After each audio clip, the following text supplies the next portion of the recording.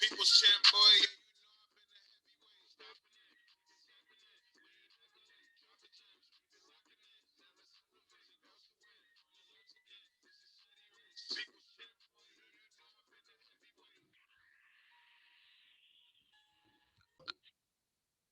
And welcome everyone to episode 20 on January 20th. What's happening? The Heavyweight Bros is in the building, and I, of course, am your host. I'm the XL assassin, the diabolical diabetic, your boy, the big nasty. And to my right is my guy, the high yellow hitman, the freaking deacon, Coach Buck, Uncle Raisin. What's going on, broski? How you feel?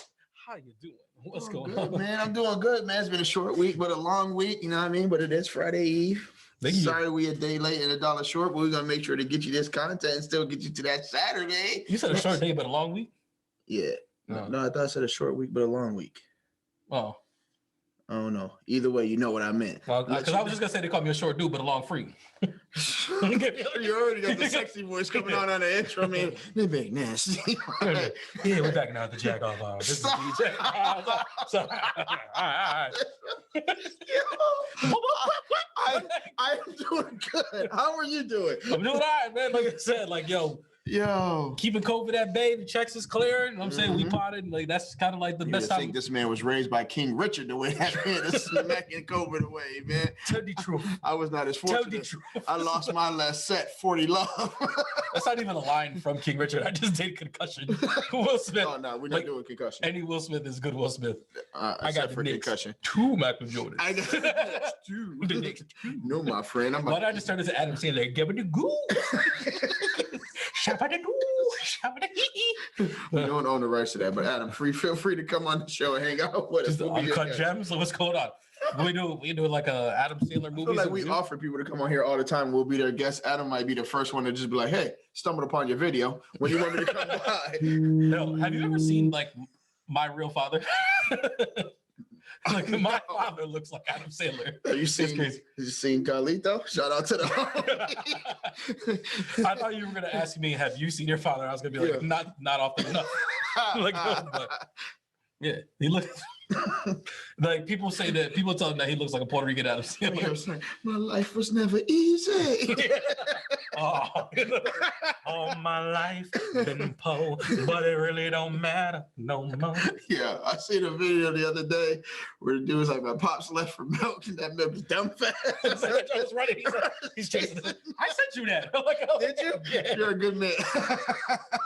If there's a meme out there that's good, I sent it to somebody. Like, you know. Hey, it definitely brought me some chuckles. Like, this is crazy. This brother's tripping. Because I'd be on social media like IG and Etsy, where you could find our boy G Head at Custom Merch. You go on there, type in the promo code HeavyweightBros, spelled HW8BROS, to save you 10% off your entire order. Oh, nice flick. I hope you pick that up at some point in time. Because the more you spend, the more you save. I thought you was going to drop that because I put that off the glass like Chris Paul. Oh, no. I caught it right here. I just windmilled it and then came back the other way for a new dunk. How much vertical leap do you got, brother? 62 inches. Yeah. I'm not even going to say nothing because you already know where the joke's going. All right, so digging in the crates. We going right to digging in the crates, all right? We got to come up with a song for digging in the crates, too. We do. All right, so like I'm thinking like Diggin, or we going with Diggin? Because I've been doing this. Because I was like, if we doing this type of digging, then what about like Bone Thugs, like Crossroads, like boom, boom, boom, boom, boom, boom, crates. Or you can go with No Diggity, No Doubt. Mm-hmm. I can do that. Play on, player. Play on, player. I like the way you came in there. I like. All right, first things first. I know we don't have it on here, but I'm gonna throw it on here. Earthgang dropped a new EP. Was it EP or was it just a music video? Because all I did was peep the music video. That's a good question. I mean, the music video has to be from the EP, right? The EP just made a music video. Is it an EP or an LP? Don't get me started, man. I don't know. Because I'm gonna let you know right now. I don't really know the difference. I think an EP is one song and an LP is an album. All right, listen, man. You get lost in thought. You about to make my brain pop. I'll know by Saturday. What's the name of the Earthgang track? All Eyes on Me after the Tupac song. I had water in my mouth. Yes. Nah, you were fumbling. I wasn't. And if I was, you always there to pick it up. Hey. All right. So yeah, definitely call All Eyes on Me. I got to listen. I listened to it like 3 times. Did you? I listened to it twice. I listened to it 3 times. Well, I listened to it twice and then I played it on the way to work. Earthgang is always solid though. Yes. Like they're not my favorite group on Dreamville, but I was like, every time I hear them, I'm like, yo, it's pretty solid. The last album that they had, it wasn't my favorite album, but I was like, yo, there's like a couple cool tracks on here. Yeah. Stuff like that. Yeah, they stay true to themselves. I like them. I wish I knew the 2 guys' names in Earthgang though, because I don't. But the guy on the first verse, I thought he murdered the song. Because the song is pretty much about like, once you make it big, and it's like how everybody needs to almost eat off you. And it's like, because all eyes are on you now, because you're the one that made it out. And it's like, they're saying some really powerful stuff in there. And it's like, yo, the flow was Johnny impeccable. Venus and Dr. Dot. Okay. Yeah. You said Donnie Penis? You know I ain't say that. What did you say? What? Venus. Oh, Johnny Venus and Dr. Dot. Yeah. Dr. Dot. Yeah. But what you call it? Like, yeah, I thought the song was super fire. I thought like the first verse was like immaculate. Like I was like, yo, I put it on my morning run through. I thought you said your morning run. I was like, you running in the morning? Oh no. No. Not yet. So you trying to be a lightweight, bro? Not yet. What you doing? Not yet. These Pat Ewing are saying otherwise. I could wake up in the morning, get dressed up outside, and y'all like, yeah, and go to step off the porch on my knees and be like, whoa, we need to have a conference, a Zoom call. We need to have a contract on how long these runs are going to be before you just get out here. These knees don't belong to you anymore. They are on loaner. You better hope that they don't get taken away. That's how I feel when I roll over on the other side. I'm like, all right. Gotta get this rocking going. Gotta take this deep breath. Yes, see. You got me rubbing these joints right now. Hey, bring me 2 ice packs. like the way KG used to have them ice packs like out here. Pat Ewing. He was the first one to do it. This man was putting his joints on with Ace bandages back in the day when they didn't even have like the kinetic tape and all that other stuff. They was just like they legit went to 7-Eleven, was dropping them ice packs on the ground and put them right on his knee. He was like, yo, cut the edge of the bag so the water leak out on the side and be making my ankles cold.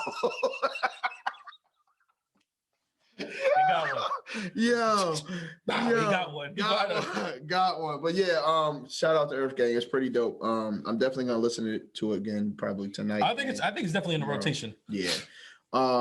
Aside from that, the old young boy Cordae dropped a new album. Have you gave it a listen? I am incredibly impressed by this album. Yeah, that young man's ahead of his time. Like he's what you call it. Like I got to give my cousin Trey a shout out because he's been the biggest Cordae supporter. And it's like, I think I always lump him in with his class, which isn't the strongest rappers. I wish I could remember off the top of my head who was in that XXL class. No need. And it was like, I was like, yeah, he's better than them. But like, I was always just like never really on him because I think he like got lumped in with like the rest of those bubble rappers. Yep. But like, I always hear like a verse from him. I'm like, okay, like, yo, young boy figured it out. This album was so good, it made me listen to his older stuff. I was like, oh yeah. I was like, yeah, he got me now. Yeah. I was like, I'm on the Cordae train.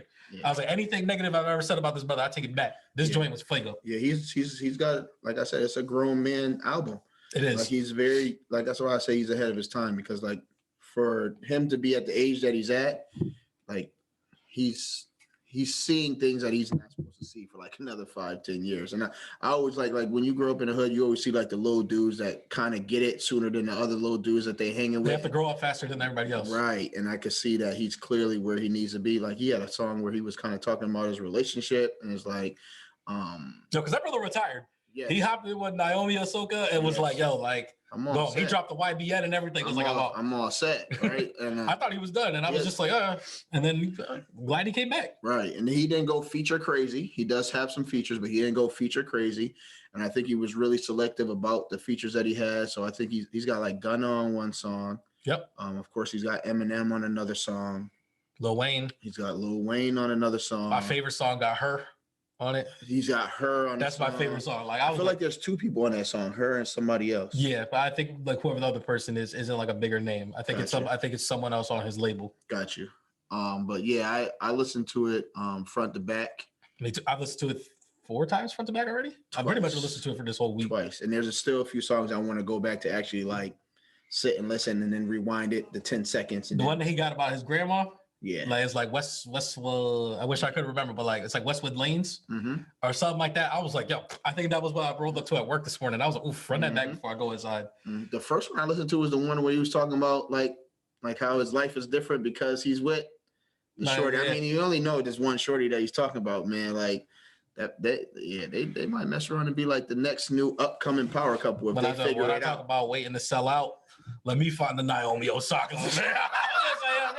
I'll be like, people be like, oh, you whipped? Yeah. Like, yo, you out here? Like, you a house husband? I was like, yeah, that's me. Yeah. I'm ready for that. Yeah, listen. Like, yo, take care of me. Yeah, I'm ready for that. Yeah, he's all over it. And he ain't got no problem with it, man. Because he had a song before this joint when he was like, y'all brothers out here sleeping with hoes. And my shorty's a tennis star or something crazy he said like that. I can't remember exactly. I ain't gonna tear his bar up, but that's what he was saying. Like, bro, I'm on some grown man stuff. I don't got time for this dumb stuff. So, hey, shout out to the young man. But like I said, the song with her is my favorite one on there. And I was like, Lil Wayne went crazy on his verse. But I feel like we have to talk about like that Eminem verse because like that seems to be the big talk. A lot of people are saying, did he out rap him on his? I don't care. Why does it matter? Like, if they're saying that Eminem out rap Cordae? No, that's the question that's floating around: is did Eminem out rap Cordae on his own? I can answer that question for you right now if you want. Okay. He did not. I was like, Cordae out rap that boy. Eminem's bars, I was like, oh my God, he's doing the thing again. Yeah. And it was just like, I was like, man, I wish Cordae would have just cut his verse off. Like that's like I want to be able to listen to a verse and not have to rewind it 14 times. Bibbity. Feel like I missed something. When I shot with a Kennedy. It's like, I mean, but it's like he's doing the thing where he's like really taking. He's like when I'm reaping the toast and the most, and then I'm gonna come up in the most, and it's like this isn't. Like, you're not saying anything. You're just rhyming words. For me, I don't know what the validation is of saying somebody killed somebody on their own song. They want the song to be dope. That's why they invited the person onto the song. So if he killed the song, then success. I mean, Eminem's done it to Jay-Z. So it's like, if you could do it to Hov, you could really do it to anybody. I mean, he went crazy on the Biggie joint. He did go crazy. He went crazy on Biggie joint. Granted, Biggie wasn't alive at that time. I know. I know. Yeah, definitely. But yeah, shout out to the young boy, man. I'm excited for where he's at, where he's gonna go. I feel like he has the opportunity to like make a real staple in like his career of this and how people are like leveling him up where like those greats. Not saying he's up there now, but you could definitely see him making that transition to where he's like, all right, we got a lot of people making music and making money that are over here, but like that validation and that, like.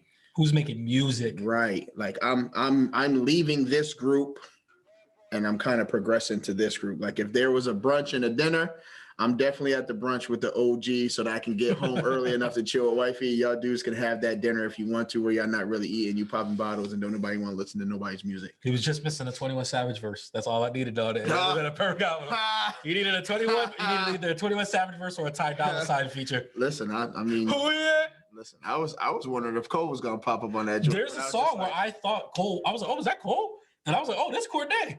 So like, I want you to peep this quick thing real quick. And like, granted, I didn't really listen to the brother when he was out. Like, I don't want to be one of those people that try to pretend to hop on his wave after he's gone or whatever. But does he not on certain tracks on here sound a lot like Nipsey Hussle? Do you not get like a nip on here at all, or am I tripping? You're tripping. Okay, I mean, like I said, I didn't listen to a lot everybody's ears is different. You know what I mean? Everybody's ears is different. I just didn't get it. Like I wasn't one of those dudes that was like, "Yo, Nip was my guy." Like he wasn't. Like I listened to a couple tracks. Everybody's buying marathon. So it's like, I get it. I'm not that guy. It's the support, but some people's doing it because it's the wave as well. And like, you know the world we live in. Put it this way: I know we're very, very early on in the year, and it's like we're like what 3 weeks in. I was like, this album is one of the. I mean, it's already the best album of the year right now. I was gonna say the same thing as album of the year, but we don't. But like, I think if you even compared it to last year's album, I think it's right below the Cole and the Nas's, and I put it above the Tylers and stuff like that. Like, you know what I mean? Wow. I think it was that good. I think it's that good. Am I wrong? Wow. Am I wrong? No, I like that joint. It's definitely if we were to put it in that group, it could get into my top 5. You know what I mean? That's all I'm saying. That's how. But that's what I'm saying. Like, I felt like you gotta think, like, consider where he is. Like that group that we're talking about is somewhat of an OG group. So for him to even be coupled with those names or be considered, like I said, he's making leaps. I don't know if you saw the news from the streaming world for the 2 albums that we were talking about last week, but The Weeknd didn't make number 1. He's number 2. Behind Gunna's album was number 1. So of course I was like, all right, now I gotta see what the fuss is about this Gunna album. Listen to it. I almost fell asleep listening to the album. That's how bad it was. I was like, there is no way that this album should have been number 1. I was like, y'all are really hype beasts, and y'all are hyping up Gunna, because I was like, none of these songs were like, I didn't get no feelings from none of them. I was like, oof, man, all right. And I was like, I did one of these at one point, and I was like, yo, this is the same song? I was like, oh my God. Like, yeah, I don't get it. Like, I honestly think that that's what it was, is everybody was like trying to join the Gunna hype train. Like the P thing was a big meme going around. So everybody was like, I'm gonna listen to it. And I was like, yo, are any of these songs, like, do y'all think these songs are fire for real? I'm not. Did you listen to it? Did you? No. Okay. But now I kind of feel like I have to. You don't though. You don't. Just keep on. Sure. Listen to the Cordae twice instead. That's easy. Yeah. That's easy. But I feel like I had to throw that out there because, like, I know we said we weren't gonna listen to it. Gonna. But I did listen to it. And nah. DS Forever, I wasn't with it. Yes. So in other news, another dude who I'm not with. Somebody was wilding and expeditiously, specifically navigating his way through the terrain. When the competition, of frustration. When the competitor talks about being perpendicular, your boy gotta be precipitously going. Wish I had a hat down here that I could wear on the side of my face right now. Long story short, T.I. said, "Can't nobody mess with him on the mic, man." And mind you, when he said nobody, he meant nobody. Let me tell you about it. Is that Little Big Brother? That's how this album is, right? Trap music. That Little Big Brother, and then smacked me in my mouth with some money. Still ain't seen that movie. No. Yeah, every time your eyes get wider, every time I say I never saw that movie, and I don't plan on seeing it. I'm not gonna add it to. First of all, like he's like nobody can mess with him on the mic and stuff like that. People have murdered him on his own songs.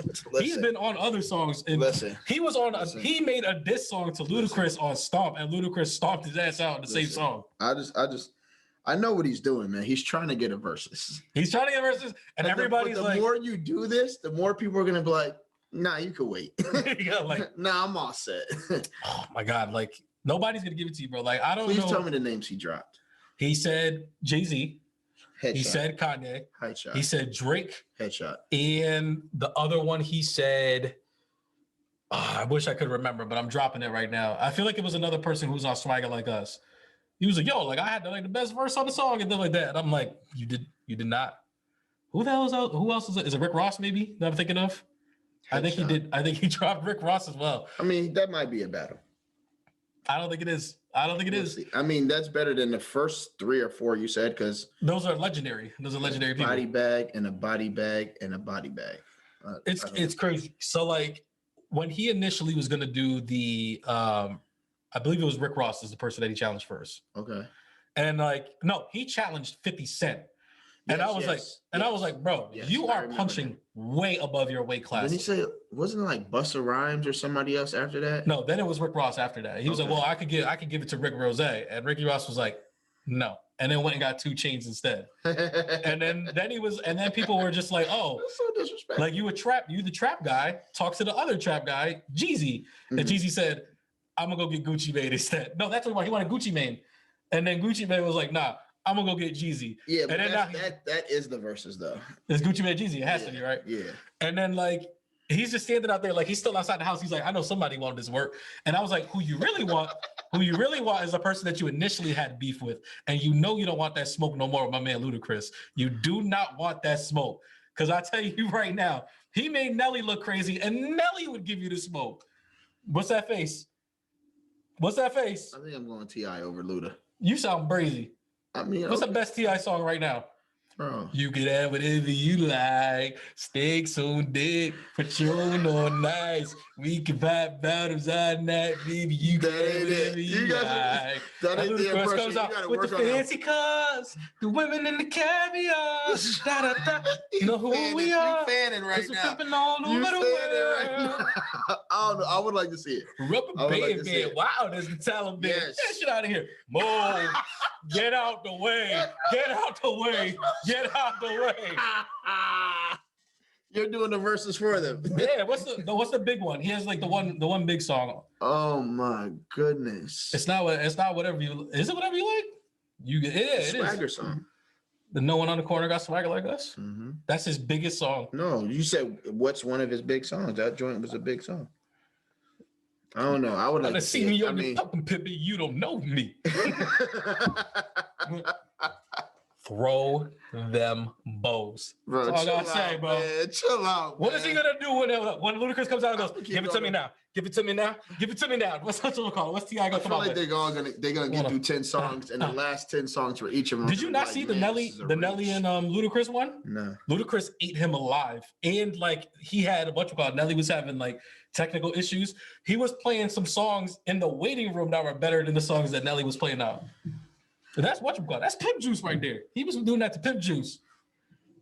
Nelly's roasting T.I. too. I said that too. T.I. is one of the worst Southern rappers out there. We gotta move on. He was talking about, this brother was talking about King of the South. Right? This dude had the nerve to say he was the King of the South while Ludacris, Lil Wayne, and Jeezy were out. Get up out of here, man. This brother's tripping. And y'all was buying it too. Y'all was buying it. Y'all was buying it. Yo, T.I., come on the show. Let's talk about it. Some king moves in the pocket full of shit. It's so bad right now. You okay? Been traveling on this road too long. Gotta find my way back home. Dead and gone. That shit is ass. Yo, are you okay? You Tip done? versus T.I. You done? Trash. You done? You done? I want to leave it here because I feel like that. First of all, let me tell you about the King of the South. Let me tell you about that. What they tell you? Tell me about a fire verse. He said he called me that Kendo guy because I am so fly. Get that? Because I am on fire. That's what he said. Like, yo, get that booty trash meat out of here. That's what he can battle. He can battle Boozy. How about that? Yo, somebody is going to kill you in the comments. Yo, so quick side story. I was on that wave a long time ago, and I went and I took a trip to Atlanta. And I remember I was in a group with a bunch of these dudes, and they were saying something, and I was like, T.I. I was like, I hate T.I. I was like, he sucks. And I thought I wasn't gonna make it out that room alive. No, they were like. Yo, what you mean, fam? What's wrong with that? And I was like, he ain't better than Ludacris. And everybody was like, oh, you Ludacris. Like they kind of eased up. I was like, I almost didn't make it out this room, I thought. And I was like, I really ride for this chump like that. Like, yo, it's crazy. He was on the bed of death and then got saved by Luda. That's why he's my GOAT, yo. That's why he's our GOAT. Yo. That is hilarious. I know I took a lot of time with the T.I. talk. I'm sorry. That really got me hot. Listen, go ahead. That was a round-up raisin moment. I see, man. It's dangerous diabetic. This brother's out here, blood pressure is through the roof. All right, man. Can we get the Insomnia TV, or are you still? You sure? Yeah, let's get to it. Insomnia TV. All right. So first joint on the docket. I know Joel's super invested in this joint. I did watch the first 2 episodes. I'm gonna get through the rest with Yellow Jackets. So you watching the first 2 episodes? But like from what you see so far. Oh yeah, I'm gonna finish watching. Right. I'm gonna finish watching. Yeah, these little. Right, we didn't. I didn't finish it either. So like hopefully by Saturday I have it finished. So like we'll just give a quick tease, like give the people like what's the hook of the show. Okay. And it's a show that takes place like it's like 3 time periods. It's like 2 time periods, 1996 and today. Some modern day Lord of the Flies. I mean that's kind of it, but it's like there's these girls out got this 1996 high school soccer team was on their way to nationals. Yep. Their plane crashed. And it's pretty much like what happens like when they were crash landed, but like we do see them in the future. But then there's like this whole thing where they're showing like some little flashbacks, what was happening on the island. And it's like, yeah, what's going on over there? There was also Lord of the Flies type stuff. Right. So that's the hook. I don't want to give too much out because like that's it. There's a lot here. Apparently it's already been greenlit for 5 seasons. So my thing is like how are they gonna dig 5 seasons out of this? I don't know. But like we'll see when we get there. I'm not going to lie though. A lot of the current day stuff, the stuff that's in 2021, I kind of don't care about. Like I can check my phone for a couple minutes. But like every time that they flip back, I'm like, oh, what's going on over here? And I don't want to spoil nothing about the type of stuff that they're doing. But like, yo, Yellow Jackets, it is on. So that was the hardest thing. Showtime. It's on Showtime. I didn't have Showtime. So like they were like, oh, it's on Peacock. It's here. And I was looking at all these places and I'm like, yo, nobody got this anywhere? It's not there. So I went to my boys, you know what I'm saying? I found it. I found it. Yeah, I found it too. No, like I said, I'm moving. I'm on like episode 7. So, ooh, all right. Well, let me get some of those knocked out. Apparently, the finale was last week, and people were talking about that it was a pretty good finale. So, I'm not saying, hey, like I said, I'm gonna leave it there. Yeah. I'm also still like I'm caught up on Euphoria finally, and I haven't even started it. All I can say is I am glad this show is back because these kids is wilding. And it's just like every time like it starts off, I'm like, this is such a good show. Mind you, like kids are doing like blowing each other's buttholes and stuff like that. Oh my goodness, I'm never like, watching this show. This was no, come on, man. Come on, go, you gotta watch it. Yo, you gotta watch it. Give me the first 3 episodes. Give me the first 3. That's so violent. That's not really what happened. I'm just saying that. You watched Wolf on Wall Street? Yes. You watched The Departed? That was with Leonardo DiCaprio too, right? Yeah. Jack Nicholson definitely sniffed coke out of a girl's butthole and she farted in his face. Why are we here? Why are we here? But like I'm saying, that didn't bother you. Here? That didn't bother you because I tell you that might happen on Euphoria. Why are we here? I love Wolf on Wall Street and The Departed too. Because them boys was wilding. Why are we here? But yeah, those are just 2 shows that like I'm catching up on. Like Euphoria is obviously not done, and like we'll talk about it more like when it's done. But like Yellow Jackets, I'm gonna try to finish it by Saturday, so that way we can talk about it. Okay. Are you gonna try to finish it by Saturday? Yes. Do you think you can finish it by Saturday? Yeah. All right, I believe in you. Yeah. Were you watching it on the TV? God, man. What? Right, but one of the shows that we both are watching, one of the new shows that came out that we are both caught up on, is is Peacemaker. Yeah. Which is based off of the comic character played by John Cena, who comes from the Suicide Squad movie, not the first one, the second one, The Suicide Squad from 2021. And what do you think so far? I like it. It's pretty enjoyable. Like a lot of racial undertones in there, though.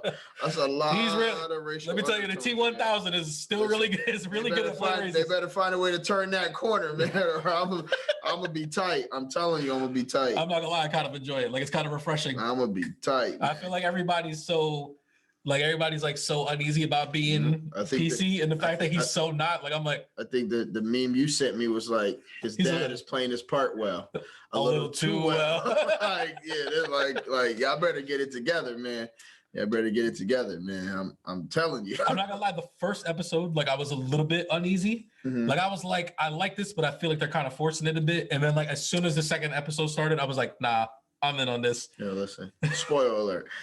One of my favorite conversations in the first episode was when the dude was like, oh yeah, you that superhero that likes to kill a lot of minorities. He was like, no, I just kill people who are doing the wrong things. He's like, yeah, it just happens to be a lot of black and brown people.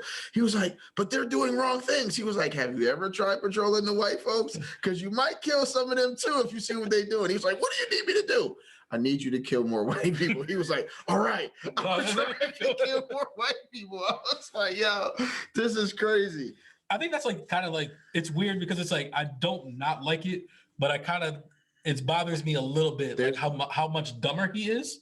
It seems like in the show compared to the movie. Yeah. Like in the movie, like he's not dumb. Like he's a really thorough killer, but it's like, it seems like he's very like, almost like clumsy in the show. And it's like, everybody's like, oh man, what an idiot and stuff like that. And I'm like, I was like, he wasn't that in the first movie. Like he was going blow for blow with Idris Elba and stuff like that. And it was like kind of showing him up in certain things, but like they are leaning into like the campiness, the funniness of it. And it's like, I'm with it.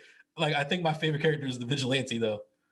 The other dude in the mask. Yeah, the stalker. When the judo master showed up, like, I was like, yeah.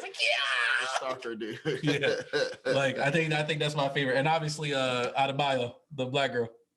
Oh yeah. Man, she's up there. Yeah. She's from Orange is the New Black. She played. Is she? Yes. I didn't watch that show.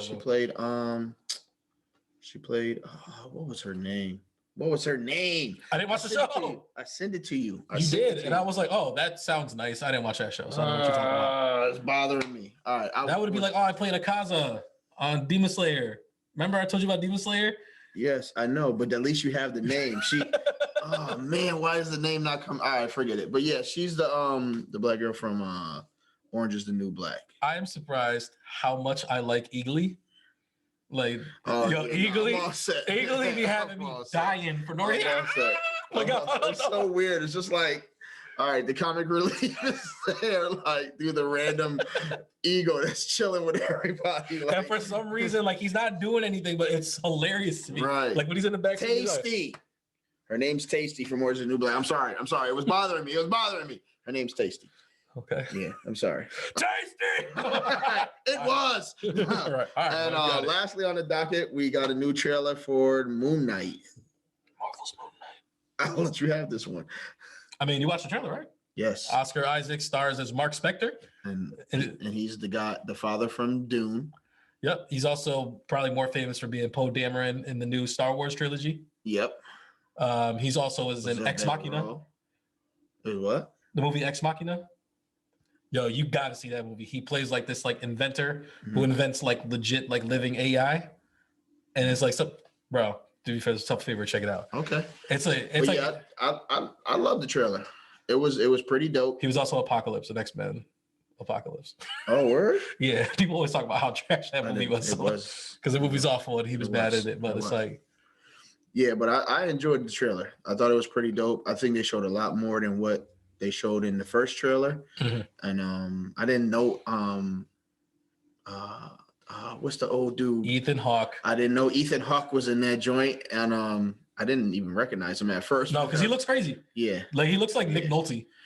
It's good. Like, am I lying? When Nick Nolte hit that spot where he wasn't young, but he wasn't old, he was just like the old version of his old self. Where he was turning into Gary Busey. Like that's what Nick. He was like, I'm in rehab and doing movies at the same time. I like how we both doing the shaking Nick Nolte thing. Like, that's what he was that like. Bulldog face that don't stay steady. Like, even if he was super cool, he was just like,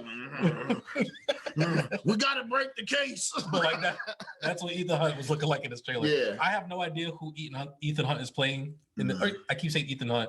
That's definitely Tom Cruise in Mission Impossible. Yes. I don't know who Ethan Hawke is playing in this. Mm-hmm. But like he looks like he's the villain. And it's like, sign me up. Ethan Hawke is a villain in a Marvel show. It's gonna be on Disney Plus. I mean, it's definitely gonna be better than Hawkeye. I can already see that from the trailer. Don't be a hater, just be honest with you. What does it taste like? Hawkeye's nuts in your mouth every week. Talking about Hawkeye. Really. Yeah, take a single water up in them salty balls. Whatever. I just know that joint was whack. He does a much better job in Mayor of Kingstown, and I'm pretty sure this joint is gonna be better. Is Mayor of Kingstown done? Yes, 10 episodes. All right, so it is 10 episodes. Yeah. Okay. The last episode kind of made me a little upset. But were you just about to ask me if I started watching Mayor of Kingstown? Mm-hmm. I just told you I'm watching Yellow Jackets. I'm watching Peacemaker. I'm watching all these shows. So what? What do you mean? So what? So what? I'm watching Abbott Elementary. So what? I'm watching Grand Crew. So what? Like I'm watching a lot of stuff, man. I've got time, man. So am I. When we make enough money off of this and I can quit my job, I'll be watching all these shows shows. For somebody else. Get your job done. Have you started watching Demon Slayer? Yes. My Hero Academia? Yes. What's the main character in Demon Slayer's name? I don't know. I'm only on episode 2. Yeah, they say his name like 50 times. Oh, it's right because I didn't start watching it. Exactly, because you a liar and a cheater, a deceiver, a heartbreaker, and I won't let you back in my life. And I'm taking the house, the car, the kids, and the dog. I want it all. No, no, you can't do that. Stop it. But I talked the first half of it. Let it go. Let it go. Which is no longer the #1 Disney song anymore. I know we digress. Encanto, your movie. We don't talk about Bruno. I was gonna say, well, we don't talk about it. No. You're not gonna put some sauce on that. Sing. We don't talk about Bruno. No. He told me my fish was gonna die, and it did. He told me I was gonna go bald, and I did. How many times have you watched it? Me and the kids have watched it a few times. 7 feet tall and rat so long his back. Yeah, that joke. That was in between the Cordaes. All right. We're gonna move on. It's popcorn Papi time. Papi's home. You know you like that. Papi's home. They can't see my hand doing all the twirls, but just know that it was up here. There's a lot of skin showing now. You see it. No, actually, that hand was turning a lot. I feel like the music was supposed to be like meet me at the car. Some Punjabi MC. Punjabi MC. Oh my God. So we come off of talking about Punjabi, talking about two RIPs that we got to shout out. Yeah, definitely. I don't know how we missed this last week. Well, it was only one last week. It's two now, but we definitely got to shout out the homie Sidney Poitier. Sidney Poitier. Yeah, very iconic. Like one of the first Black males to like be on the big screen.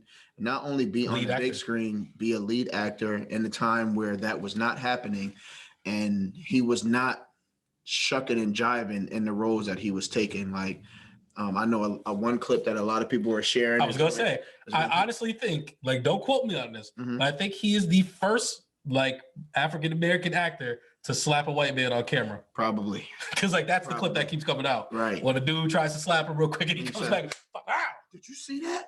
I saw it. Yeah, that's horrible. Like, it's like, but yeah, he's like, his career is extensive. Like, he's been in several different things. If you don't know who Sidney Poitier is, then you need to do some more math. All right. But ¿Qué pasó? But yeah, it was tough. It was tough to hear because, like, you always feel like you know somebody because you see them on the screen so much, and you like their character of how they carry themselves kind of depicts the person that they are somewhere in real life. And he always seemed to be like a man of integrity and stuff like that. But I didn't know like he was like from the Bahamas. And he's like, I didn't know much about his personal life at all. He's been like an ambassador.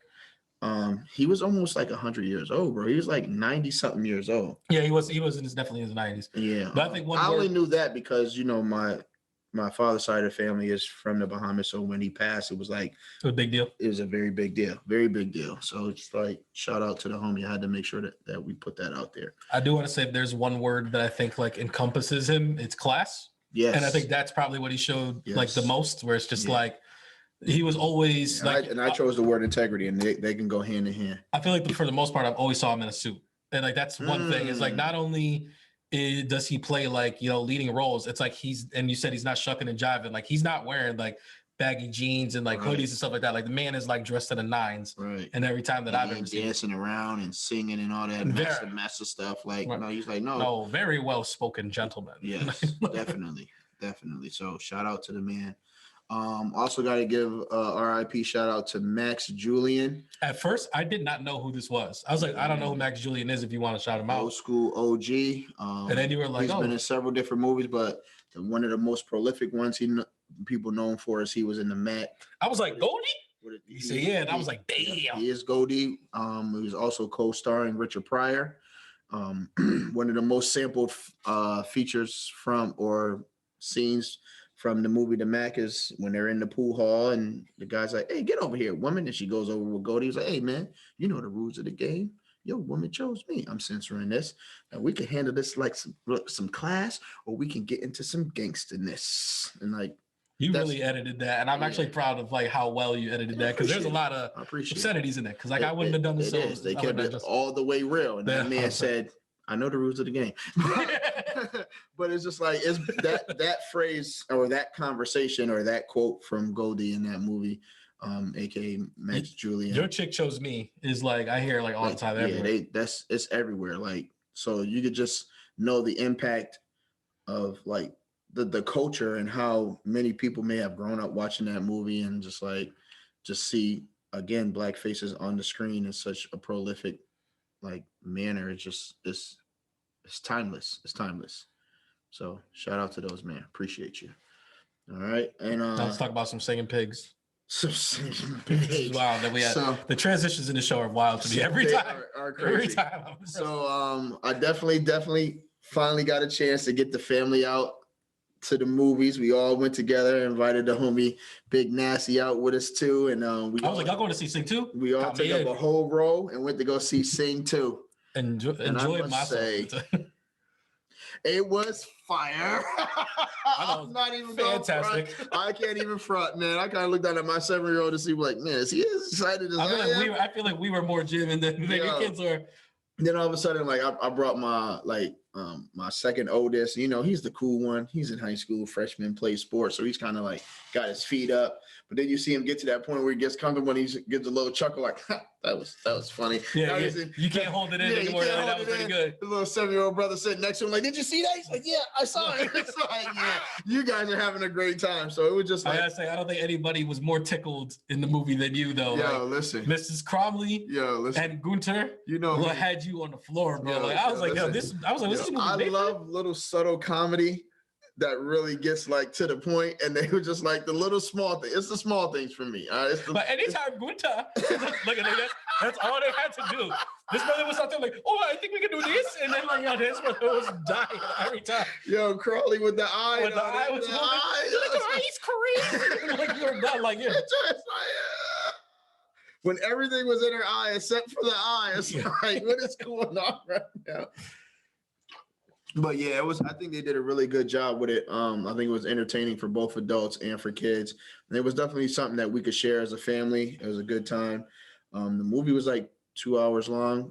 It did not feel like 2 hours at all. Like 2 hours because it's kind of like being at a comedy show. You know what I mean? So, the thing is, like, I feel like, and it sounds like a criticism, but I kind of feel like it kind of is a testament to the movie. Is like, it's all really building up to this final set piece. Yeah. Like there's a plot to the movie and like, you know, stuff like that. But it really is like, it's almost like we're watching the behind the scenes of like how they set up this one big show. Mm-hmm. And then it's like, then the whole movie is pretty much leading up to this big show. Mm-hmm. And that big show delivered. Like, yo, when I tell you, like, we were watching that and I was like, I would love to go to this concert. And the thing for me too is just like, again, it's like paying homage and showing respect. It's like, there's a lot of whack songs they could have put in this movie, but they didn't do that. They put a lot of good songs in. He was like, oh, that's so and so. Oh, that's so and so. I'm like, oh, you're gonna drop that right here, right now? I'm like, all right, cool. I see where we at with it. You know what I mean? It was. I feel like we were definitely the loudest people in the theater, by the way. Of course. Well, 100%. Like, of course. It was packed full of, and like none of those kids were louder than us. Like laughing, we're singing the songs with them, and like all of a sudden, like your wife was jigging. Oh yeah. A couple of times, like, She was like, oh, that's the joint right there. I was like, oh yeah, How I Met Your Mother. Oh no. But like, yo, by the end of the movie, man, the tears was flowing, boy. Like I was done. It was choked up. Choked up. You saw me, like, yo, them joints were flying. I was like, they set it up for this one moment, and I was like, boy, did they whatchamacallit? Yeah, that's pretty dope. I was like, they got me. It's pretty dope. If I had to put it on the nasty scale, mm-hmm. You know what I'm saying? What's the nasty scale for you? For those of you that are unfamiliar, it's full price, matinee, $5 Tuesday, red box, and then wait for it on streaming, or you could just miss it entirely. I think the only movie that's been on missing entirely is that Resident Evil movie. I saw that joint was atrocious. And Doom. You had Doom there. I didn't put Doom there. But I think that this kind of goes in between matinee and full price. Okay. I think it is a great family movie, but I think like as a movie, like in itself, mm-hmm. I think I got to put it at matinee. Okay. Like it was still really good, but it was just like, it just wasn't the best movie, but it was like, I really enjoyed myself. Oh yeah. It's a great kids movie. Oh yeah. I'm big screening it. Well, we did big screen it and you enjoyed yourself. We had a big popcorn, the soda and everything. But I waited to do it on the big screen because I like Sing 1 because we did that as a family and that was pretty dope. So we would not have. Is it better than Sing 1? I would have to watch Sing 1 again. I think it is, but like I don't think the whole movie is. I think that big set. I think this had more time and more availability and more access. I will say some characters are definitely shown more and done more in Sing 1. Yes. Like our boy Johnny the gorilla has a lot more to do in the first one, and he's my favorite character. Yes, he doesn't have much. Like the main character there. Yo, but like his pops. When Raisin showed up, his pops. That was immediate. Immediately, I got choked up. I was like, I know you've seen the meme where the people throw their debit cards like take my money. I was just like, y'all didn't tell me Idris was in this movie. I take Cash App, Venmo. Oh yeah, that was a pretty dope scene. I mean, but anything that's connected to like fatherhood is pretty dope. So I really enjoyed it. Maybe that's what it was. Is I was just wishing that my dad would come to one of my shows. Maybe that's what it was. Sorry. All my life been poor. You know what I'm saying? All right, and the last one I did not see, but you did see, checked it out. I mean, I just couldn't do it, man. I don't know, but go ahead. Are you not gonna tell them? I thought you were gonna like set it up, like what the movie was. Oh yeah, it's Scream 17 or whatever. It was Scream 5. There you go. Yeah, Do Scream you have a 5. gun, Sidney? Why would I not? Like, cut it out. I'm Sidney effing Prescott. Of course I have a gun. Don't try to play my girl Nev Campbell in this movie, all right? But like, I really enjoyed this movie. Like, I don't think it is the best movie, but it's like I also saw it with my homie Pythagoras 13. Shout outs to my guy, who is a huge Scream fan, and I feel like we were enjoying ourselves the entire movie. Okay. Yes, like there's some stuff that's corny. Yes, there's just some stuff that's campy, but it's like the whole purpose of Scream is to be like the meta version. Like they're speaking to like about other horror franchises or movies like while they're in the movie. It's like really meta like that, and like they called this movie a pre-sequel, where it's like kind of like where you're doing a sequel, but it's like you keep the same characters, but like you're trying to start like a new thing. Like that's like the whole vibe of it. And it's like a lot of it is really smart. Some of it isn't executed the best. Scream is also very famous for like the jump scares, like where it's a lot of like you open the fridge door and then when you close it, like somebody's there. And it's like they really played with you a lot in this movie because like they weren't doing a lot of that, but they were setting up those shots where you were like, here comes another jump scare, and there'd be like nothing there. I feel like you're gonna punch me in the face. I want to jump right there. Every time you open that fridge, Yo, like, what's wrong with my depth perception? What you mean? Like I got that good stuff. okay, all right. I got you right at the angle where my peripherals is missing, because the peripherals is where it's not at. But I got it like right here. Like you good. You good. Okay. And it's not like that, but like, yeah, like I really like I said, I enjoyed it, but like I don't think it was the best movie. I do think it's one of the best Scream movies. Like I think like it's probably like the third best Scream movie. So like I think that says quite a bit. Though? Well, the first one is obviously the best. Like that's the GOAT. Okay. And then some people like I really like 4. Okay. So like I think 4 is probably the second one. I don't like 2 as much. 3 is pretty good, but I think it's above 3. I think it's right below 4. But I think it was pretty solid. And it's like they had like they did a great job of putting new characters, bringing the new characters, showing us who the new Scream people are going to be, and then also having the old Scream people in there as well from the franchise. One of the new people that are in there is a black girl from Yellow Jackets. The main black girl that's on the island with the curly hair. Like the older one or the younger one? The younger one. Oh, okay. Like, yeah, she's one of the new ones coming up and stuff like that. Like, do you remember the first Scream? No, I'm not even going to get into it like that or to give any spoilers. But if I were to put it on the nasty ranking, I'd probably put it at the $5 Tuesday. Ooh. I think it's like I was kind of going back and forth. I was like, is it a matinee? Is it a $5 Tuesday? And I was like, nah, it's really like a $5 Tuesday. Like, granted, like I saw it full price like at night, and like I didn't mind spending my money on it, but it's like I'm also I don't want to say I don't want to put myself in the camp like I'm a Scream fan, because it's like I'm not that, but it's like my boy is, and it's like I'm in with him. I like the Scream movies, and I was like I had a great time watching it. Okay. It's not very scary though, so like I want to put that out there because like that's the point. Make you scream. But that's kind of the point of Scream movies is like they balance horror and comedy. Like that's kind of like their thing. Okay. So like, meh. Okay. All right. On to the Hardwood Check-in.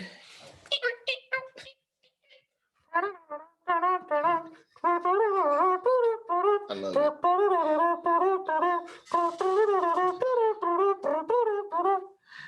I love it. I'm reminiscing. Okay. Old school there. All right. I see you. All right. That's what it's been the whole time. No, I get it. I'm just saying you were starting to recite the lyrics a little bit there. I didn't know you had that in your repertoire. All right. So first thing on the docket for Hardwood Check-in is streak came to an end for them Grizzlies. The grizzly bear came up to a bucket and got gouged in the belly. It was a dogfight though. Giannis had to have a great game, like a playoff type game, in order to get past the Grizzlies, which I still think is a testament to the Memphis Grizzlies being a young team. They're deep, man. They're deep. Like I said, I believe the oldest, like they're so not that old. They're not that. Oh my goodness. Sorry. Ice Cube bars. But yeah, they're young teams. I feel like the ceiling is very high, and they have an opportunity to really make some noise. Like they have the best record in the last month or two at 12-1. So even with the one loss, they're still showing people that they are willing to wreak havoc on this league. And John Morant is like willingly stepping into his leadership role. Got in a couple people's faces this weekend. That's what I was gonna say. He's talking, not I would say talking crazy to refs, but he's checking them like, yo, that's a bad call. He's getting in people's faces. Get your hands off of me. He got Steven Adams carrying people halfway across to half court and sitting them down like, hey, don't touch the young man. But like, if you ask me, like, that's the whole reason that he's on the team. Yeah. Like, because he's kind of past his point of being like a really relevant basketball player. Mm-hmm. But like, he's a very, very important locker room guy. And like, he is kind of the guy that like, I'm not going to let you put hands on my superstar. Right. And it's like, you know, I did it for Russell Westbrook. I did it for Artis Hebo. And it's like, you're not about to be the next one. That man put his hands on John Morant, and that man, Adam, started doing a haka on the court. It was like, It's like, you touched Ja? Hey, pick that man up. Like, he didn't even know he was getting picked up. Like, he was still looking at Ja. He was still talking trash. He was like, yeah. I'm going to get you, sucker. Whoa. I was like, yeah, he got that man up out of there. But, yeah, I mean. The Aquaman, man. I want to see what their next 3 games looks like. You know what I mean? Because I don't want this to be like the situation where they're getting a little too cocky and a little too high and mighty to the point to where they end up in a losing streak. Or is this was just a one random game where they played a good team on a good night and then they get right back into another win streak? Yeah. I think it says a lot, though, that they won those 12 games in a row. And it's like, Ja isn't going OD. Mm-hmm. Like, we've seen it where, like, you know, Russell Westbrook, like, when he had to carry those Thunder teams, like, he was doing a lot and he had to do like a lot. And it's like Ja seems to be a lot more settled in his role. He seems to be getting his shots where he wants them, but he's also getting a lot of people involved. I think he's doing the thing now where he gives up the ball early and like he knows that by the end of the play he's going to touch the ball again. And it's like a lot of people don't get that. Like James Harden when he was on the Rockets. He's like, if I give the rock to this person, like, you know, somebody's going to. You mean I can't dribble the ball 17 times? And lead the league in scoring and assists in the same season, like, you know. But anyways, mad at James. I'm just saying, but like, didn't lead to a ring because he ran into the court. All right, but what I'm saying is I completely fumbled my point now. But it's just like, yeah, like he trusts the system and he trusts his teammates now to the point where it's like I've seen some games or some plays where he's literally just standing in the corner, like he's not making no cuts, he's not making no picks, he's literally just sitting there and like other people like Desmond Bain and like and and I was like, that's a good look. It's like it's easy to play basketball if you are really good at it, but it's really tough to make people understand that they are in the NBA for a reason as well, and for them to believe that they can play ball at a higher level rather than just being on a roster. Like LeBron had to do it in Cleveland, Kobe had to do it in LA. Like it's like yes.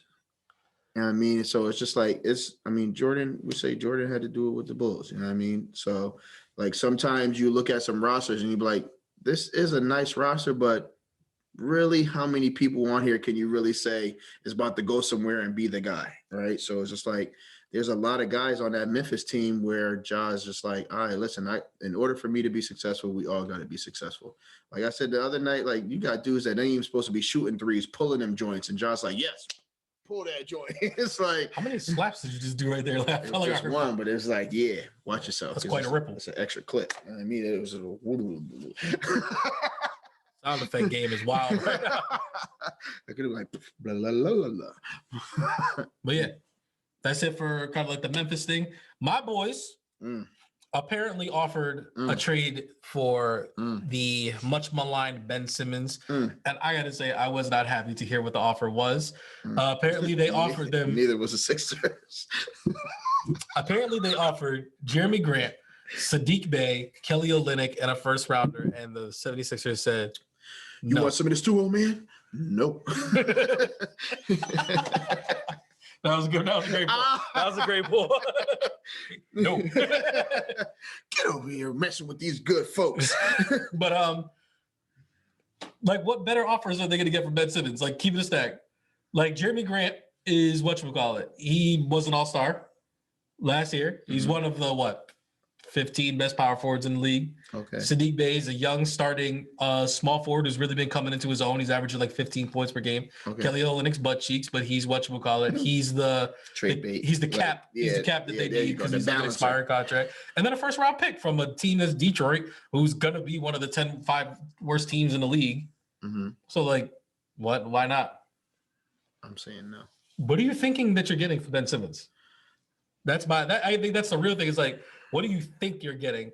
Like, what all-star level player is coming to you? Like, and how many years you got left on this contract? 4.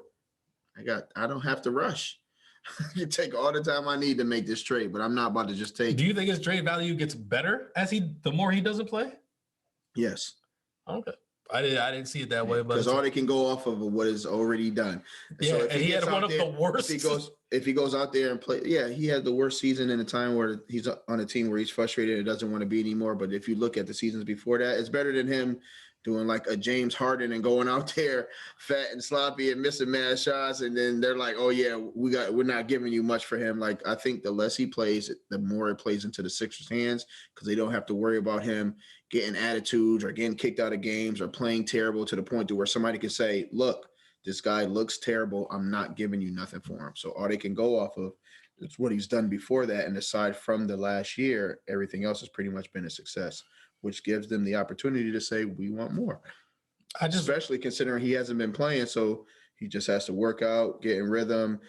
Any injuries that he may have been nursing, he's healing from now. So you're getting basically a grade A Ben Simmons refurbished. I like that word better. But like, I don't get where Detroit's head is at with this, because it's like, what are we getting Ben Simmons for? Sell tickets. But are we selling tickets with Ben Simmons? Like, you know what I mean? It's like, I really, really, really like our young pieces that we have. I like Cade. I like Sadiq Bey. I like Isaiah Stewart. It's like that. It's all the stuff that they keep putting around those guys that I don't like. And it's like Jeremy Grant, I think is fine, but I don't think he should be the best player on your team.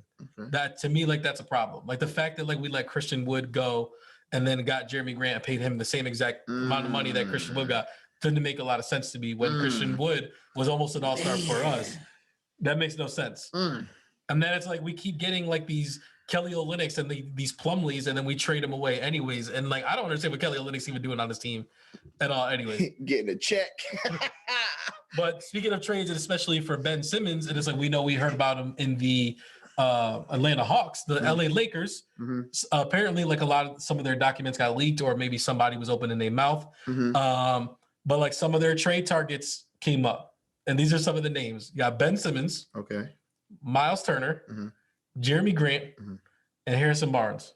That man Westbrook is in his room with his bags packed. Like, I ain't taking nothing. I'm just gonna live out the bag. Because if you're the Lakers, who do you want the most on the scene? Like, who do you think actually fixes what's wrong with the Lakers? Miles Turner. Really? Because LeBron's been playing a lot of center, and he's been looking really good. So now you bring Miles Turner and move LeBron back up. And LeBron doesn't have to. He can have the ball in his hand more, run the offense, or be on the wing and attack the basket. Miles Turner is 30. He can also shoot, and he's a way better big man option than any of those guys they have on the roster right now. As long as it gets rid of DeAndre Mother effing Hunter or Jordan. Man, DeAndre Hunter. What do you think? Because we were talking about Atlanta a minute ago, and DeAndre Hunter was on the brain. Yeah. DeAndre Mother effing Jordan gets off that team, I think they'll be better off. I think he's the real person blocking the blessings. They're saying it's Russell Westbrook, but it's really DeAndre Jordan clogging that paint. Listen. Because Russell Westbrook caught that body on Gobert the other day. Caught a body on him. And I'm like, yeah, just keep doing that. Like, what's wrong with that? And then they lost to the Pacers. They did lose to the Pacers. Apparently, Karis LeVert is out there for trade too. But I digress. We'll keep an eye on this stuff. February 10th, I believe, is the trade deadline. So we got 3 weeks. Is it about 3 weeks until the trade deadline's up? So we're going to be seeing a lot more names and a lot more stuff going on. I know one trade got completed. That's it. Yeah, that's going to come around quick. That's what I'm saying. Some people are going to start getting peddling. Just like sunflower season. Here you go. Just know I'm out here. I'm paying attention. I'm on these things. I'm seeing who's out here. So I'm going to keep y'all updated on who's getting traded. Next May Day move. I want to see what else is going to happen. You got that Cam ready. Did he play already? No. Okay. Not yet. I think he plays next game. Okay. Yeah. So yeah, a little bit of home cooking. Do you think about me now and then? Do you think about me now and then? Cause I'm coming home again. It's time for some home cooking with Big Nasty and Uncle Raisin. Hey, so high school basketball is finally back. Super excited. It's about that tap. COVID. What changed to make them bring high school basketball back? People stopped testing positive for COVID. I don't think that's true. I think they just said, I think they did that. Listen, I mean, I'm just happy it's back. Like I said, the kids need something to do, man. Like if they don't, then they're gonna be getting in trouble out here. They could be watching Yellow Jackets. Stop it. But yeah, and with that happening, we just this past weekend we had the HoopHall Classic, which is a very big staple in the city. It's almost like a tradition, like like to see the top high school players come out, and it was good to see that exactly happen. I know we didn't go to that soup kitchen though. Oh no, I did not go to that boiling pot of Mariana Rona. Omicron, man. It's Omicron. Yeah, whatever you want to call it, man. It was a Decepticon or that joint. He Optimus Prime. I walked up to the door and I seen the little sign that be at Resident Evil on the top of that joint. And I was like, umbrella? Yeah, I'm not going to the umbrella company. I'm all set. I kept it moving. But people did still show up. Did you see any videos from it? Was it a packed house? It was. I didn't see the crowd too much, but the teams did still show up. I know Central got to play a team. Some center was like 7 foot. He had like a triple double, so he was legit. Vertical Academy showed up and played Westwood from PA. So I've been just getting beat Mikey Williams. Yeah, Mikey Williams on Vertical Academy, and then you have the I can't remember his name, but the Duke commit. He's like one of the top 10 kids in the nation. Plays for Westwood. And you also have our local talent from Springfield's Safon Triplett, who plays on Westwood with the Duke kids. So how did we do? Central against the other team? Yeah, that's not a good. They didn't win. I think they lost by like 15, maybe 20. Oh, okay, that's actually not bad. I thought they were going to get. No. And I think they went 1-1 at the tournament because they played Putnam as well, and I think they beat Putnam pretty badly. That doesn't say much. My man Eagle, Golden Eagles, baby. Yeah, and so it was just good. Like I said, with this being a tradition, like this is the type of stuff like this keeps the city vibing, keeps things moving, keeps people interested, gets people out of their house and doing positive things. So like I'm glad that it still happened, even with everything that's going on with COVID and everything. Okay. There you go. All right. I don't even think you sung the song last week. I did. No, you didn't. I really did. Did you? Yeah. Oh, okay. Go ahead and get to it then. I don't like the way you do that. So that's what I'm doing. I'm taking it away. This weekend was NFL's wild card. Get out my way. Watch out as I come through. Make your numbers and do. They say imitation is the highest form of flattery. I'm not flattered. That was something. I don't know what that shit was. Man, get out of my way. Watch out as I come through. Busting in your line, cracking numbers in two. When I bring that pain, man, what you gonna do? Go harder than hard, rougher than rough. Rah! T.I. get in the way. We come harder than hard, rougher than rough. Rah! Brother throwing shots at T.I. T.I., clean out your locker. I'm out to get you. T.I. ain't never had no Madden intro. Nicky and his stupid ass. I'm sorry. Let me stop. Like, this is too gay. T.I. was doing NBA Live and nobody was there behind the copy. That's why. Yo, this brother is feeling some type of way. Luda, come on the show too. Let's talk about it, man. Joey would love it. He'd be in here like this. Luda's here. I don't think I'd be awake because I'm a. I know what I wouldn't be. I'm like. Definitely taking that picture. What would you like? Luda, Chris, to smoke this man. Oh my goodness! Show him that he needs to get a 10. Sorry. So Wild Card Weekend was this past weekend. It was our first week of playoff, and it tasted so good. For some teams, I'm not trying to be insensitive. I was not doing that. But one of the first games that was on this docket was the Raiders versus Bengals. We got cheated. Speak on it, bro. Speak your piece, sis. We got cheated. And I'm not one of them suckers that be like, oh, we lost to the refs. But this is definitely one of those situations where you can say we actually literally lost to the refs. All right. Speak on it. For those who didn't watch the game, all right. The Raiders lost by 7. And the deciding touchdown that made that 7 was Joe Burrow's rolling out to the sideline. And he's literally right by the sideline. He was not out. The ref made a bad call. I'll admit that. But he goes to throw the ball, and the ref blows the whistle. And once he blows the whistle, everybody kind of stops playing. And then the ball keeps sailing into the back of the end zone where a wide receiver catches the ball. And the DBs are kind of like, what's going on? Even the kid who caught the ball was like he didn't celebrate like he caught a touchdown. Everybody thought it was a dead ball whistle. NFL rules is if it's an inadvertent whistle or you blow the play dead and you're wrong or right, the play the down has to be replayed over. And they didn't replay the down. They just said touchdown and the Raiders lose by 7. So just theoretically trying to hypothesize how that might have played out if the refs had made the right call. The Bengals are still in field goal range. They kick a field goal. They're up by 3. The Raiders get their last possession, which they did get, which they were in field goal range, but because they were down 7, they had to go for it. When they wouldn't have, they would have been kicking a field goal to tie the game, to go into overtime, to potentially win the game the same way we did against the Chargers. I'm just saying. It was a rough watch, and I'm not gonna lie, like I obviously was not rooting for the Bengals. Right. So like, a lot of my friends are Raiders fans. So like I was rooting for them, and I was just like, as soon as it happened, I was like, what a rough way to go out, because like that's not how you want your team to go out. Right. If you're gonna go out, right, like either like right, you beat me, or like we have a really good game and it's like you make a great play, but it's like to lose in that fashion. I was like, I can only imagine. I tried to not text you guys like what happened, but it's like y'all were texting me. Y'all are just like, yo, these refs, I can't believe this. And I was just like, yo, man, like it's hard out here for Pep. Like I don't know what to tell you. Like that joint was enough. Yeah, I was tight. Like, I mean, I was already excited that we made the playoffs. So if we was going to lose in the first round, I mean, it's like to Cincinnati though. I mean, they were like, how I feel. Like any given Sunday, you never know. And if a team is riding a wave into the playoffs, which they were, and they were riding a big wave into the playoffs, that was really helping with their success. So I knew they were going to be a tough out, but I don't think that it was nothing that wasn't unmanageable. Fair enough. I was tight about that. Where do the Raiders go from here? Like, what is it like?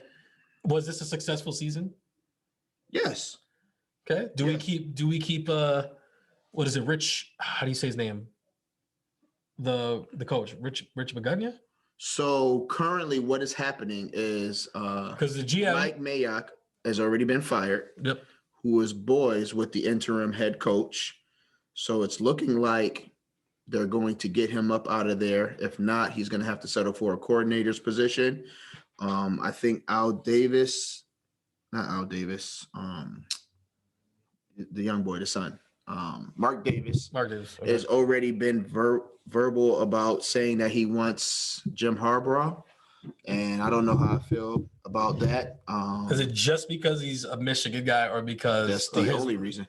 Okay. That is the only reason. So it's not his coaching ability. But no, it's not. I was also going to say, like, in clutch moments, not saying that they're bad coaching, but in clutch moments, they're known to make dumb decisions on the field, which leads to L's. The Ravens are a perfect example of that. Their last 2-3 games of the season, they should have won, but Harbaugh was out there acting a fool, and because of that, they did not win. But no Lamar Jackson, they were supposed to win?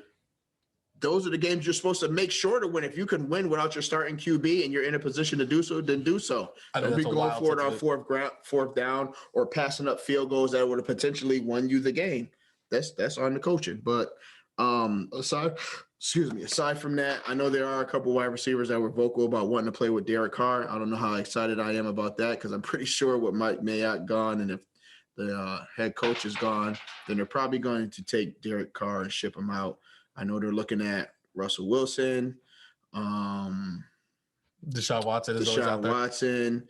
So we'll see what happens. I don't know. Is that an Aaron Rodgers destination? Off season is the best season. What, the Raiders? Like, would Aaron Rodgers be like, trade me to the Raiders? If Devontae comes with him, he will go anywhere. Huh. I just like I'm trying to picture Aaron Rodgers in the black and silver, and I was like, I don't know. I don't know if I like that fit. I mean, he'll be like Russell Wilson. I could see it. Be out there looking Deshaun Watson. I could see out there looking like a new version of Rich Gannon. I knew you were gonna say that. Like before he started, and like he was like he looked like I was like he's gonna say Rich Gannon. Yeah. It's like I guess, but it's just like I don't know. Is it? Nah, never mind. Let me keep that. Let me keep that comment. So. Let me keep that comment to myself. But next week, I did get to lick my wounds though, watching them Patriots get smoked by the Bills. Smoked. I don't even gonna lie. I was a hater. I was acting like Day when he was watching Ice Cube going to try to get that number. He was like, he ain't gonna get it. He ain't gonna get it. I hope he don't get it. Like every time. I was like, ooh, Josh Allen is good. Like a pig in slop. I was like, listen, this is lovely. Listen. The game was already a blowout. My wife came in and was like, why are you still watching this game? You usually turn when it's a blowout. I was like, whoa. You didn't have no pants on. Whoa. And it had I'm watching the game right now. His mother had no pants on, had the cocoa butter next to him. I was watching it. Like, the picture is losing. Relax. Somebody tried to send me a video of the Tuck Rule, a Patriot fan. What a hater. I sent him back to score. Send him back to score. It's like, come on. What a bad taste move, though. Mm-hmm. Like, seriously, like, what? Shame on you. Who's it? Shame on you. Do you want to put their name out there? Brandon Williams. Are you serious? Mm-hmm. I'll just say that. I'm just gonna say that. You knew he was wrong for that. You knew you was wrong for that. But not only was it like a decimation, the score was 47-17, but it was literally perfect football in the offense. They like did everything. They never punted. I think the only time they received negative yardage in the entire game was at the end when they decided to kneel down and run the clock out. Everything. These brothers was forcing fumbles, getting interceptions. They running the ball. They passing the ball. This man, Josh Allen, was out here running the ball, throwing that ball, slinging that thing. Listen. Their game next week is the game of the week. Like, that's the one. Who are they playing next week? Kansas City. That's what I mean. Like, bye Bills. Wow. Time to pay the bills. I don't know. Time to pay them bills. But the game after that was the Eagles versus the Buccaneers. Man. I have to thank the Buccaneers, though, because, like, there was a bunch of things that I wanted to do, and I was like, I kind of got to watch this football game. And they were up 31-0. I was like, looks like I don't got to watch this football game. I was like, I got some things to do, and I was like, at least I'm good. So, like, I got to give him props for that. And it's like, is Jalen Hurts the answer at quarterback for the Eagles? Like, I know, like, he keeps getting floated out and Deshaun Watson stuff, too. So I think where he struggled is he didn't get the ball to Devontae. I think that he should. Smith. All right, I think he should. I think he should have force fed it to him early in the game, even if it was for some short intermediate passes, just to build the chemistry so that he knows when he was in those dire situations. Because there was a lot of times he missed them, and I think the only reason he didn't have the confidence in making some of those throws is because he didn't make the early connections. I think Devontae still finished the game with like 6 catches for like 80 yards and wasn't even really involved. He was not. I mean, so it was just like. At the same time, I like the way Jalen Hurts looked this season. I don't think the Buccaneers gave him much options to give him good looks, though. Like that, them brothers was on. That was a blanket. Facts. But I don't want to chalk up if he's the answer or not to this one game because he had a really good season. I mean, it's his first time in the playoffs, bro. He's probably out there throwing up in his hat on some Willie Beeman. You know what I mean? So, I mean, allow him to lick his wounds, see what happens before you make the decision if this is the guy or not. Like, a lot of people were kind of. If y'all don't want him, we'll take him in Oakland. For what's for Derek Carr? You'd rather have Jalen Hurts? I'm just asking. You're making a wild face. I'm just asking. No, I'm just saying I don't think we would have to give up Derek.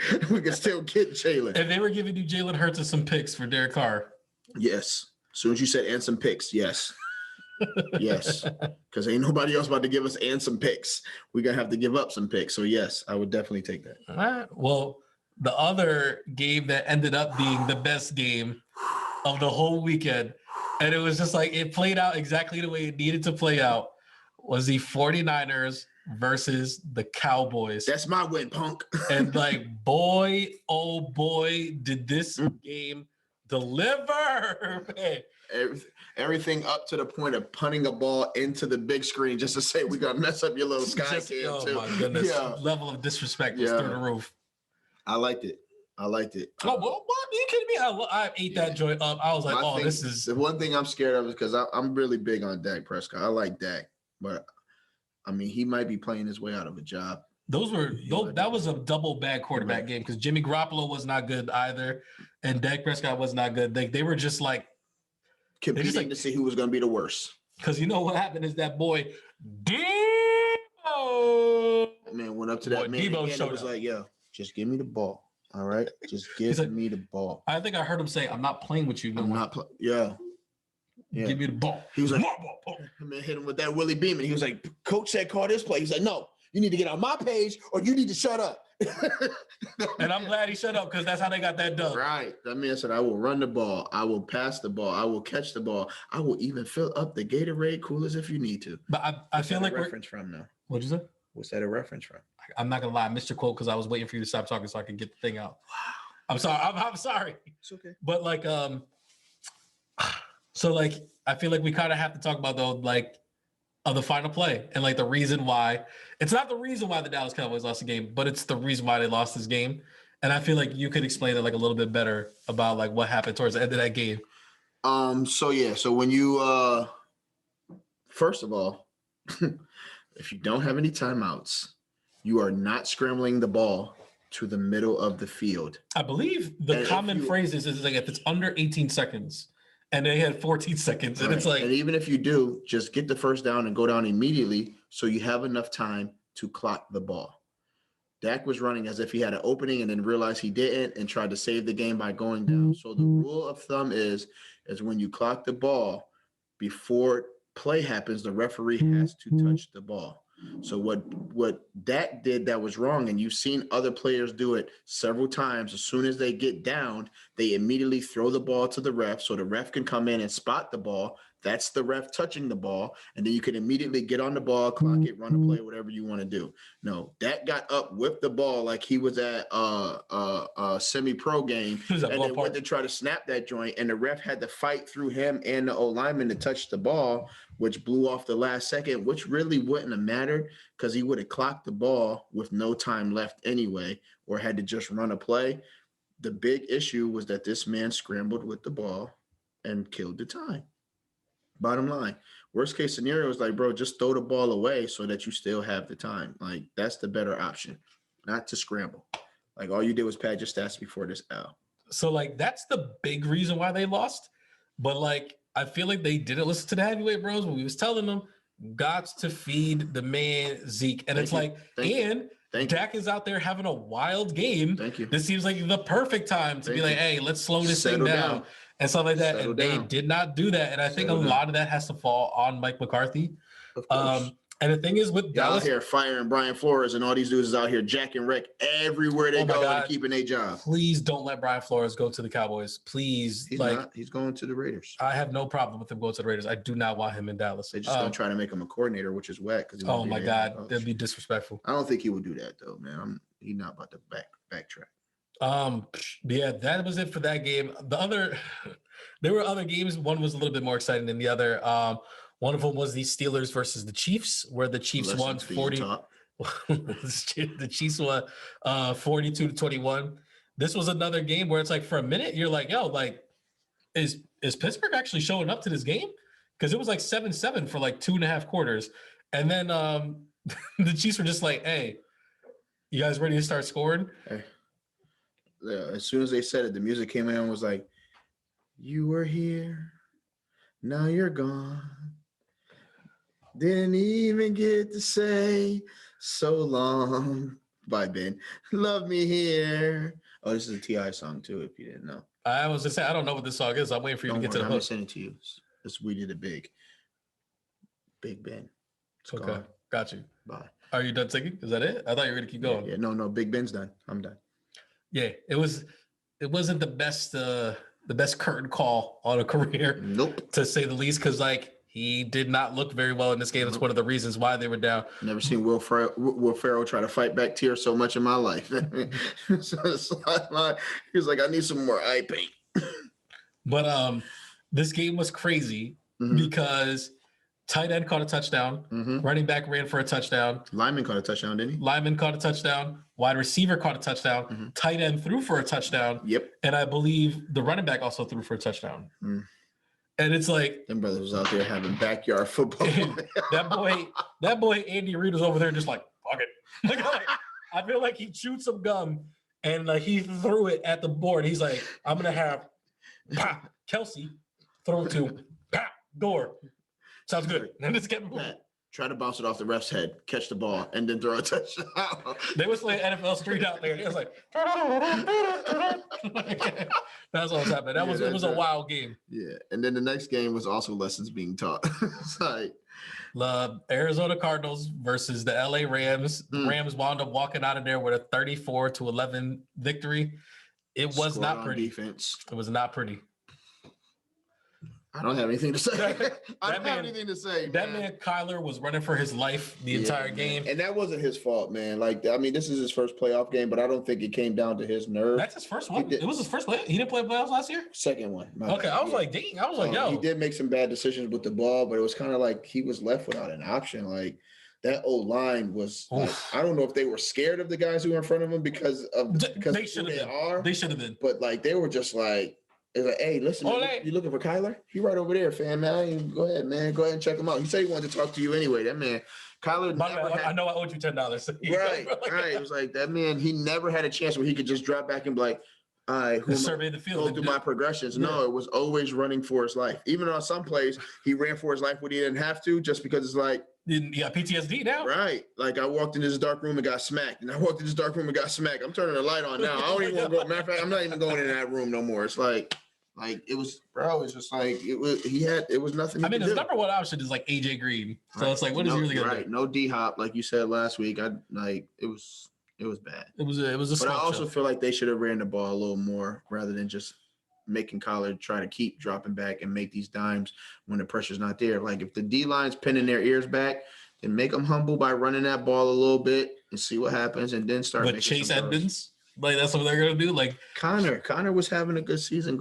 He was hurt. He came back. Like, that was his first game back after like 2-3 weeks. He's good enough to play. He's good enough to give him the ball and see what happens. He's not good enough to look across and see Aaron Donald and Von Miller over there. How's that, brother? You know what you signed up for, fam. If you're not about to give me nothing, then go back to the locker room. Oh, like, they did. They did quickly. I mean, I know we're saving a lot of stuff for Saturday because, like, this was. We can also let everybody know that it's tied up now. I don't think it is. It is. I don't think it is. I picked the Rams. I picked the Niners.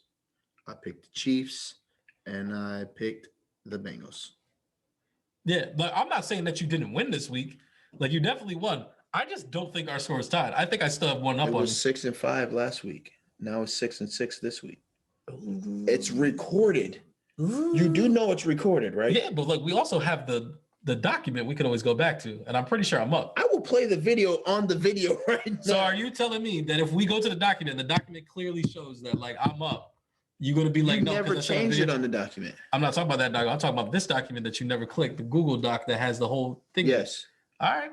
Yes. You want me to check it now, like, while you talk about your Raisinet, or no? Nope, you can apologize on Saturday. I'm not. If I'm wrong, I will apologize on Saturday. Boom. But I most likely won't be. But we're going to save our 2-minute drill picks for Saturday. Yep. We're going to try to save a lot of stuff. I know this was still like a long, pretty heavy episode. Hopefully Saturdays will be a little bit quicker because, like, today's Thursday. There's not really much in between. Mm-hmm. So, like, we'll try to make it like as quick as we can. Mm-hmm. But do you have a Raisinet before we head out? Raisinet for today. Yes. Or at least a cultural drum. I have both. Wow, look at you. All right. Raisinet. Stop blaming people for stuff you need to take ownership for. Straight like that. All right.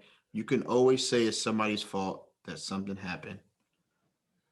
Even if at some point it is their fault, there's still some bit of ownership that you can take. Like, all right, they were wrong for saying this, or they were wrong for doing that. But at what point did I not walk away or entice the conversation or even give my time to this person that was an idiot? All right. At some point, you got to take some type of ownership to find out, like, I'm in this whack situation because I allowed myself to be. All right. Regardless of how wrong somebody else is going to be, it shouldn't affect the decisions that you're making for yourself. Take the ownership of your space, your time, and make the most of it. Yeah, nothing. Sounds good to me. Cultural gym. It's a good one. I know Joel's gonna come. I know Joel's gonna come with an expression. I mean, an impression as soon as I say the title. Now I'm gonna not do an impression purposely. No, you're gonna do an impression. I know you're not gonna be able to hold back on this one. If you have not seen this movie, slap yourself, and then watch the movie and slap yourself again, because this should be like a rite of passage, I guess.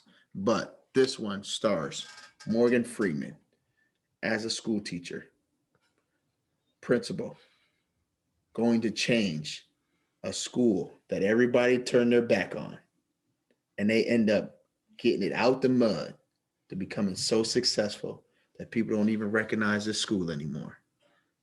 And that movie is Lean on Me. When you're not strong, and I'll be your friend. I thought it was pretty fun. I'll help a lot of you Bill Weathers going on. carry on. For Do you know the East Side High song? fairy side, side by side, we stand and always praise thy name. I don't know. Praise thy name, praise thy name. I didn't know the song. I'm sorry. Yeah, you I just gotta want get to it know. together, man. You gotta get it together. That bathroom scene, like when them boys was like, "What you doing in here?"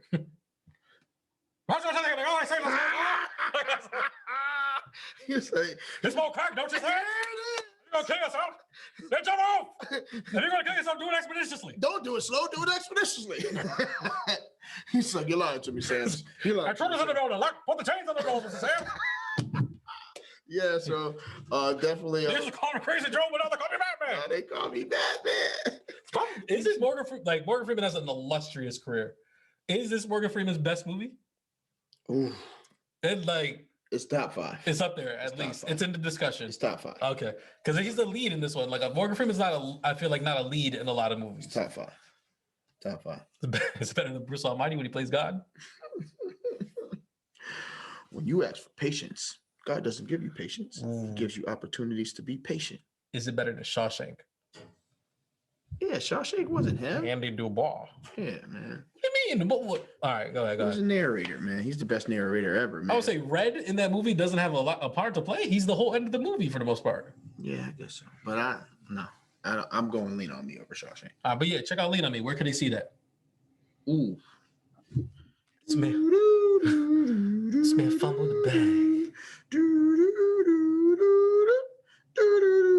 I'm trying to think of like other bunch of Morgan Freeman movies now.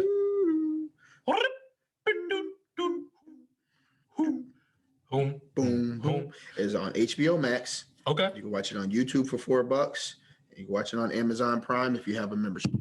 Did you choose Lean on Me because of Sidney Poitier's passing and kind of like the similarities between Morgan Freeman and Sidney Poitier? Nope. But if it happened that way, it's because the respect is being paid. It must have meant to be. Mm-hmm. I was going to pick a Sidney Poitier movie, but I want to make sure to review some. So I'll have one for Saturday, maybe. Do you do 2 cultural gyms a week? You do, right? You have 20 every episode. You had 20 of them? Nope, because we didn't start them right away. Okay, just double checking.